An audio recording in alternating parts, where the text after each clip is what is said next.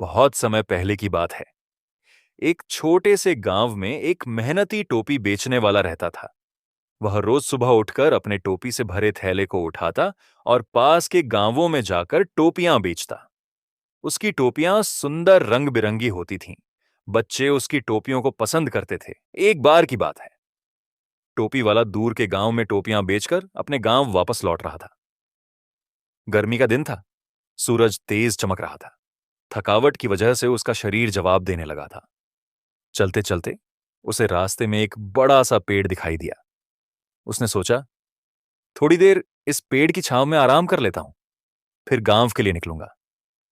उसने अपना टोपी से भरा थैला नीचे रखा और पेड़ की छाया में लेट गया। वह इतना थका हुआ था कि कुछ ही देर में गहरी नींद में सो गया। कुछ समय बाद उसकी नींद खुली। जैसे ही वह उठा, उसने देखा कि उसका थैला खाली पड़ा है। एक टोपी छोड़कर सारी टोपियां गायब थीं। वह घबरा गया और इधर उधर देखने लगा। उसने चिल्लाते हुए कहा, अरे, मेरी टोपियां कहां गईं? किसने ले लीं? तभी उसे ऊपर से कुछ अजीब सी आवाजें सुनाई दीं। जब उसने ऊपर देखा तो हैरानी से उसकी आंखें खुली की खुली रह गईं। पेड़ की शाखाओं पर बहुत सारे बंदर बैठे हुए थे और उन सब ने उसकी टोपियां पहन रखी थीं।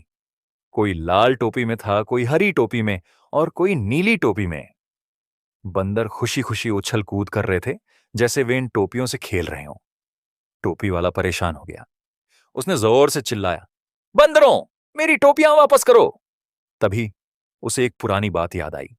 उसके दादा ने कभी उसे बताया था कि बंदर इंसानों की नकल करते हैं। उसने तुरंत एक तरकीब सोची। उसने अपने सिर पर पहनी हुई टोपी को धीरे से उतारा और गुस्से से जमीन पर पटक दी। जैसे ही उसने ऐसा किया, ऊपर बैठे सभी बंदरों ने भी उसकी नकल की और अपने सिर से टोपी उतारकर नीचे फेंक दी। टोपी बेचने वाला खुशी से झूम उठा। उसने फुर्ती से सभी टोपियां समेट लीं और थैले में भर लीं और तेजी से अपने गांव की ओर चल पड़ा।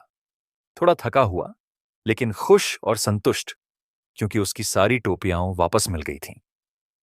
सीख: इस कहानी से हमें यह सीखने को मिलता है कि संकट की घड़ी में घबराने की बजाय बुद्धिमानी और समझदारी से काम लेना चाहिए।